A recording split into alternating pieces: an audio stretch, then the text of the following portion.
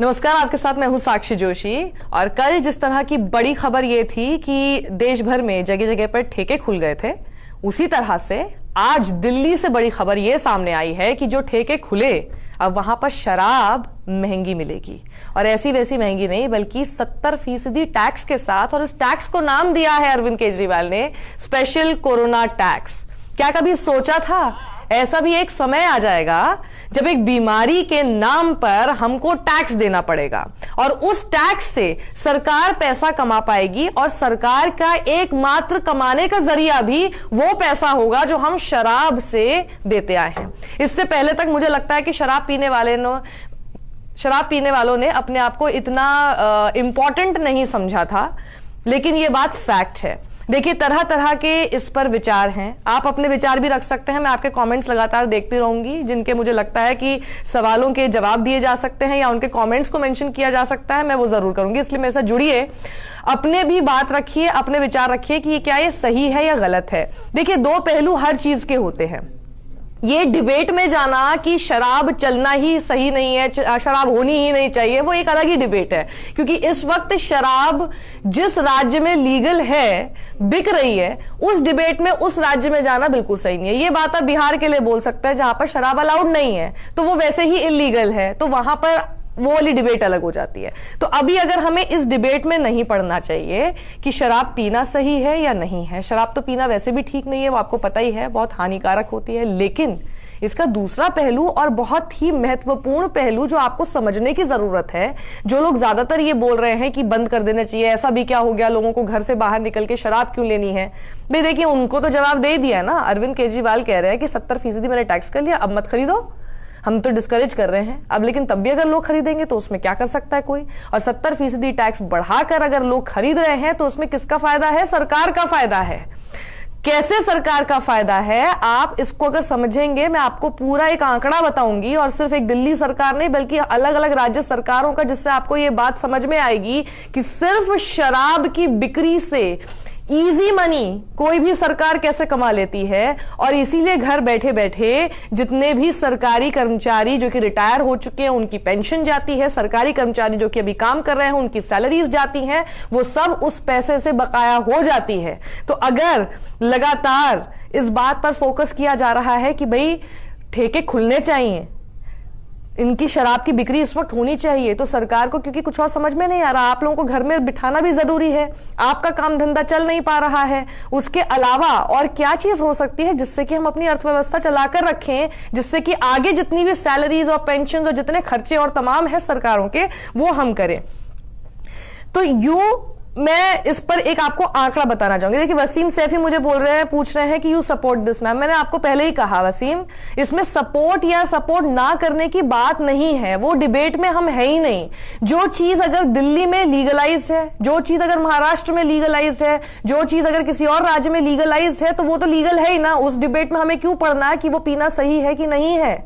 जिस जगह पर वो लीगलाइज नहीं है वहां बिल्कुल इलीगल है, वहां नहीं होना चाहिए। लेकिन जहां पर अभी तक ये कानून नहीं लाया गया है कि शराब बंद हो जानी चाहिए, वहां पर तो वो लीगल है। और जो चीज लीगल है आपको उसका पालन, आपको उसके बारे में आप अपनी राय रख सकते हैं। आप अगर नहीं चाहते पीना, वो आपके ऊपर है, वो आप नहीं पी। लेकिन कोई अगर पी रहा है, उसको आप अगर टोकें क्योंकि उसकी पर्सनल चॉइस है towards something which is legal in that state, मुझे लगता है वो थोड़ा सा मॉरली गलत हमारे एंड पे हो जाता है। ये देखिए, मैं आपको समझाना चाहती हूं कि जो राज्य में जो एक्साइज डेटा है वो क्या है। शराब जो है वो राजस्व के लिए नहीं है खराब। ये हम क्यों कह रहे हैं? राजस्व के लिए, आपके शरीर के लिए जरूर खराब है, राजस्व के लिए खराब नहीं है। वो कैसे? राज्यों के जो कुल राजस्व का 15 से 30% हिस्सा है ना, वो शराब से आता है। 15 से 30% हिस्सा कम नहीं होता, बहुत ज्यादा होता है। राज्य सरकारों की कमाई के 5 मुख्य स्रोत हैं, ये आप समझ लीजिए। 5 मेन जरिया है राज्य सरकारों की कमाई के लिए, जिसमें कि राज्यों का जो जीएसटी वो लगाते हैं, स्टैंप ड्यूटी होती है, पेट्रोल डीजल पर जो वैट होता है, इसके अलावा गाड़ियों पर लगने वाले टैक्स और साथ ही शराब की बिक्री। ये देखिए, 5वां जो मैंने आपको बताया वही है जो कि इस वक्त सबसे ज्यादा सरकारों को लग रहा है कि आसान जरिया है पैसा कमाने का, ये रेवेन्यू इकट्ठा करने का, शराब की बिक्री। शराब की जो एक्साइज ड्यूटी है वो राजस्व में बड़ा योगदान कर रही है, मैंने आपको बताया। शराब और पेट्रोल डीजल को जीएसटी से बाहर रखा गया है, ये भी आपको पता है। इसलिए शराब और तेल पर भारी टैक्स लगाकर राजस्व बढ़ाया जाता है। अब क्या होता है कि जैसे ही पेट्रोल और डीजल पर टैक्स बढ़ जाता है, पेट्रोल और डीजल पर टैक्स बढ़ते ही हंगामा भी खड़ा हो जाता है कि भाई सरकार ने ऐसा क्यों कर दिया, क्योंकि वो हमारी जरूरत की चीज हो जाती है। लेकिन शराब के ऊपर जब भी टैक्स बढ़ता है तो हंगामा नहीं खड़ा हो पाता, इसलिए सरकार चाहे तो कितना भी टैक्स उस पर बढ़ा देती है। लोग उसको यही सोचते हैं कि अच्छा ही है, अच्छा ही किया, अच्छा है, ये तो डिस्करेज करने के लिए किया है, कितना भी बढ़ा दो। आपने भी 70% बढ़ा दिया, आप इसको भले ही 90% भी बढ़ा दो, किसी को क्या फर्क पड़ना है। क्योंकि एक तरह से हम लोग ऐसे देखते हैं कि जी शराब जो पी रहा है वो गलत है और उसको डिस्करेज करने के लिए सबसे अच्छा तरीका है। लेकिन जिसको पीनी है और जो अफोर्ड कर सकता है वो तो पिएगा, वो तो खरीदेगा, फिर आप उसको 70% कर दे या फिर 90% महंगा कर दे, और वो महंगा खरीद रहा है उससे सरकार के पास ही पैसा आ रहा है। अब अगर मैं शुरुआत करूं, देखिए दिल्ली सरकार का शराब का अर्थशास्त्र क्या है वो आप समझ लीजिए। दिल्ली में कुल 860 शराब की दुकानें हैं, जिसमें से सरकारी जो दुकानें हैं वो 860 है, जिसमें से 150 को ही अभी तक अनुमति दिल्ली सरकार ने खोलने की दी है। 2020 से 21 के लिए जो आबकारी का लक्ष्य है वो है 5,980 करोड़ रुपए। अब ये पैसा कहां से आएगा? ये लक्ष्य इसीलिए डिसाइड होता है ना कि भाई आगे हमने जिस तरह का बजट पहले बनाया है, जितनी जरूरतें हैं, सरकार किस तरह से चलेगी, एक साल में कहां कहां पर क्या खर्चा होगा, उसका एस्टिमेट बनाया जाता है और उसी के हिसाब से लक्ष्य रखा जाता है कि जी हर अलग अलग जो हमें रेवेन्यूज मिलेंगे उसमें जो आबकारी का लक्ष्य होगा वो हमारे लिए कितना होना चाहिए। तो 5,980 करोड़ रखा गया था, वो कहां से आएगा, कैसे आएगा? लॉकडाउन में तो 40 दिन निकल गए, 50 दिन निकल गए आपके। शराब बिक्री से होने वाली कमाई कुल राजस्व लक्ष्य का 14% है। तो 14% तो सिर्फ शराब बिक्री से ही आना था, जो कि अभी तक नहीं आ रहा था। एक महीने ठेके बंद होने से 500 करोड़ का नुकसान हो सकता है। तो आप ये सोचिए कि जो एक महीने तक दारू, शराब, जो भी आप उसको बोलना चाहें, उसकी जो दुकानें बंद रही, उसकी वजह से सिर्फ दिल्ली सरकार को ही 500 करोड़ का नुकसान उससे हो जाना है। आंकड़े ये बताते हैं कि 3 साल में आबकारी राजस्व काफी बढ़ा है। अभी तक तो काफी बढ़ रहा था लेकिन अब नहीं बढ़ पा रहा। क्यों? क्योंकि इसकी वजह से सारा जो काम धंधा है वो तो वैसे ही बंद है। तो फिर क्या करें सरकार? इसलिए ये तरीका सोचा कि जी शराब की बिक्री तो हो ही रही थी, कल देख भी लिया उन्होंने कि भाई कितने उतावले लोग हो रहे हैं शराब पीने के लिए। दुकानों पर आपने देखा ही, कहीं कहीं पर थोड़ा डिसिप्लिन फॉलो किया भी, तो कहीं कहीं पर तो लाठीचार्ज करना पड़ गया, डंडे मारने पड़ गए, क्योंकि वहां पर डिसिप्लिन नहीं हो रहा था। एक साथ इतनी सारी भारी संख्या में पहुंच गए वहां पर दुकानों पर। अब अरविंद केजरीवाल ने यह जरूर कह दिया है, क्योंकि जिस तरह की कल की सिचुएशन देखने में आई थी उसके बाद उन्होंने ये बात तो कही, अब मुझे नहीं पता है कैसे फॉलो हो पाएगा, कितना फॉलो हो पाएगा, लेकिन हाँ इतनी वार्निंग जरूर दी है कि जो भी लाइसेंस दुकानें हैं वो उनको ही सुनिश्चित ये करना पड़ेगा कि जो नॉर्म्स है, जो गाइडलाइंस हैं शराब की बिक्री के लिए और जो खरीदने वाले हैं वो सोशल डिस्टेंसिंग कर रहे हैं कि नहीं, ये आपको ही इंश्योर करना पड़ेगा उस शॉप को। अगर शॉप ओनर इस बात को नहीं इंश्योर कर पा रहा है, इसको सुनिश्चित नहीं कर पा रहा है, तो उसका लाइसेंस रद्द किया जा सकता है। ये भी बात उन्होंने बोल दी है। अब कितना इस बात को समझ रहे हैं? अब ये सिर्फ दिल्ली की ही बात नहीं है। देखिए दिल्ली के अलावा मैं आपको बताऊं अगर तो यूपी में भी इसी तरह का जो है शराब का अर्थशास्त्र है। यूपी में 26,000 शराब की दुकानें हैं। 26,000 शराब की दुकानें सिर्फ उत्तर प्रदेश में हैं। जो वित्त वर्ष था यानी फाइनेंशियल ईयर हमारा 2018 से 19 के बीच का, उसमें अगर आप देखेंगे तो शराब से आपको पता है उत्तर प्रदेश में कितनी कमाई हुई थी? 23,900 करोड़ रुपए सिर्फ शराब से कमाई हुई थी 2018 से 19 के वित्त वर्ष में। उसके बाद जो अगला वित्त वर्ष आया यानी 2019 से 20 का जो हमारा भी पिछला वित्त वर्ष गया है, उसमें 26,000 करोड़ शराब की बिक्री से मिले थे, यानी पहले वाले वित्त वर्ष से भी ज्यादा। अब 2020 से 21 में इन्हीं सब आंकड़ों को देखते हुए आबकारी ने अपना लक्ष्य रखा था कि भाई अब जिस तरह से यह आंकड़ा बढ़ रहा है तो इस बार 37,500 करोड़ हमें कमाने हैं, वो भी शराब की बिक्री से। ये उत्तर प्रदेश का मैं बता रही हूं, उत्तर प्रदेश में ये लक्ष्य रखा गया। लेकिन तब ये सारा लक्ष्य तब था जब नहीं पता था कि कोरोना जैसी आपदा इस तरह से हमें घेर लेगी, लॉकडाउन हो जाएगा, अर्थव्यवस्था इस तरह से चरमराएगी, सारे काम धंधे बंद हो जाएंगे, रेवेन्यू का इतना प्रॉब्लम आने लगेगा। तो ये सारी चीजें देखिए, उससे पहले ऐसा लक्ष्य रखा गया यूपी में 16 लाख सरकारी कर्मचारी हैं और 12 लाख पेंशनर हैं। अब आप बताइए कि इनके पैसे कहां से आएंगे? घर बैठे हुए हम लोग तो बहुत आसानी से बोल देते हैं, जो नहीं पीते हैं हम लोग, तो हम लोग को बहुत आसान होता है कहना कि भाई क्या जरूरत है, क्यों आपने खोल दिया। लेकिन सरकार को सरकार चलानी है, चाहे उत्तर प्रदेश की सरकार हो, दिल्ली की सरकार हो, महाराष्ट्र की सरकार हो, राजस्थान की सरकार हो, कोई सरकार हो, उनको सरकार इस वक्त चलानी भी है। उन्हें हर वो एसेंशियल सर्विसेज ही नहीं, हर वो सारी चीजें भी आपको मुहैया करानी है।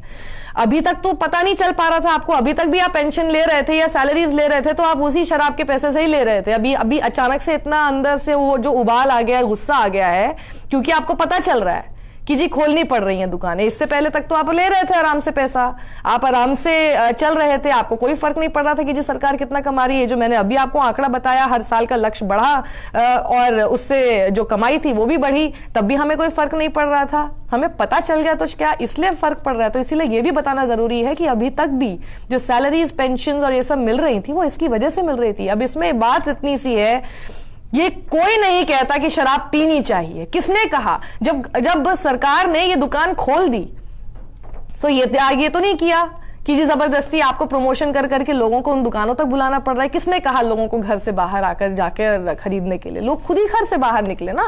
ये एक ऐसी चीज है जिसका प्रमोशन ही नहीं करना पड़ता सरकार को, सिर्फ इतना बता दो कि जी दुकान खुल रही है और लोग अपने आप पहुंच जाते हैं वहां पर। बल्कि लोगों ने तो ये साबित कर दिया कि वो इतने दिन बिना शराब के रह सकते हैं, घर के अंदर ही थे ना। सरकार नहीं रह सकती, बल्कि सरकार शराब के बिना नहीं रह सकती थी, इसलिए ये सरकार को शराब की दुकानों को खोलना पड़ा। और शराब की दुकानों को खोलना पड़ा तो लोग वहां पे चले गए कि जी हमारे लिए तो खोली है। अब ये तो पहले दिन से ही था समझ में, हमें भी नहीं आ रहा था कि आखिर इसको कैसे इंश्योर करेंगे कि सोशल डिस्टेंसिंग कैसे हो। ये तो भैया काम सरकार का भी है, प्रशासन का, पुलिस का काम है, और साथ ही उस शॉप के जो ओनर है उसका भी ये काम है कि उसको इस बात को तो सुनिश्चित करना ही पड़ेगा। अब एक चेतावनी के रूप में भी बता दिया गया है। अब महाराष्ट्र का भी देख लीजिए आप, ये सिर्फ दिल्ली और उत्तर प्रदेश में नहीं है, अब आप महाराष्ट्र में ही देख लीजिए इसका अर्थशास्त्र क्या। मैं सब आंकड़ों पे बात कर रही हूं, मैं उन लोगों के लिए आंकड़ों पे बात कर रही हूं जिन्हें आज से पहले तक फर्क नहीं पड़ रहा था इस बात का। आज से पहले तक उनको फर्क नहीं पड़ रहा था कि जी शराब से सरकारें पैसे कमा रही है, पैसा कहां से आ रहा है सरकार के पास, हमको इससे पहले कोई फर्क नहीं पड़ रहा था। जैसे पता चल गया कि जी शराब की दुकानें कितनी इंपॉर्टेंट हैं, क्यों खोल दी गई हैं, सरकारों के पास इससे पैसा कमाने के अलावा क्या कोई और जरिया नहीं है, लोगों को क्या उतावलापन हो रहा है कि वहां जाकर पी रहे हैं। तो अब आप ये देखिए कि क्यों खोली है सरकार ने ये दुकानें, क्योंकि कितना बड़ा पैसा वहां से आ रहा है, कितना सारा पैसा वहां से इस दौर में इस समय पर कमाया जा सकता है, जिसके कोई प्रमोशन नहीं करना, जिसमें पकड़ पकड़ के लोगों को घरों से बाहर नहीं लेकर आना। यहां लोगों को दुकानों तो खींचने के लिए दिक्कत हो जाती है, लेकिन यहां पर टैक्स बढ़ा रहे हो तो भी लोग ले रहे हैं। तो स्पेशल कोरोना टैक्स उन्होंने लगा दिया। महाराष्ट्र की बात देख लीजिए अब आप, महाराष्ट्र सरकार की कुल कमाई का करीब 7% हिस्सा शराब से आता है।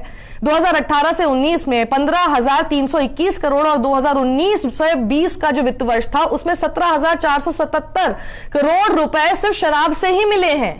ये महाराष्ट्र का आंकड़ा है। अगर ये मोरालिटी वाली बातें जो हैं ये अगर हमें अभी करनी थी तो ये हमने पहले क्यों नहीं की हैं? ये सारी सरकारों को हमने क्यों नहीं रोका कि जी आप शराब मत बेचिए, क्योंकि शराब बेचना बंद नहीं कर सकती सरकारें। उन्हें पता है कि उनका कितना भारी नुकसान इससे हो जाएगा। इसीलिए आपको पता ही है कि इवन पेट्रोल डीजल भी जो है इसीलिए जीएसटी के दायरे में कभी नहीं रखे गए। वो इसलिए नहीं रखे गए जीएसटी के दायरे में, जैसे ही कर देते तो आपका पेट्रोल डीजल बहुत सस्ता हो जाता तो नुकसान किसको होता? सरकार को नुकसान होता। अभी भी देख लीजिए आप, क्रूड ऑयल के जो प्राइसेस हैं वो कितने कम हो चुके हैं, लेकिन आपके देश में कम नहीं होंगे। अभी आपको दिल्ली से ही खबर एक और मिल गई है कि डीजल के दाम जो है वो 7 रुपए तक बढ़ा दिए गए हैं, 7 रुपए और बढ़ा दिए गए हैं। पेट्रोल के भी 2-3 रुपए के आसपास बढ़ा दिए गए हैं।